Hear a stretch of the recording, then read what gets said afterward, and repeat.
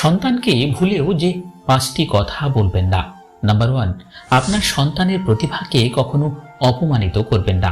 শিশুরা নিজের ছোট প্রচেষ্টাতেও মা বাবার প্রশংসা প্রত্যাশা করে। এমন না হলে তার মনে গভীর আঘাত লাগে। তারা এটি কখনো ভুলতে পারেন না। নাম্বার 2, বাচ্চাদের ঘন ঘন মিথ্যে কথা বললে তারা মা বাবার প্রতি বিশ্বাস হারাতে থাকে। এর ফলে তার পুরো জীবন প্রভাবিত হয়। নাম্বার 3, সন্তানকে কখনো হেয় বা ঠাট্টা করতে নেই। বাচ্চাদের কষ্টকে ছোট করে দেখবেন না, তখন তারা আপনার কষ্টের মূল্যায়ন করবে না। নাম্বার 4, বাচ্চাদের কখনো বলবেন না যে আপনি তাকে ভালোবাসেন না বা তাকে জন্ম দিয়ে আপনি ভুল করেছেন। এর ফলে তারা পরিবারকে দূরের ভাবা শুরু করবে।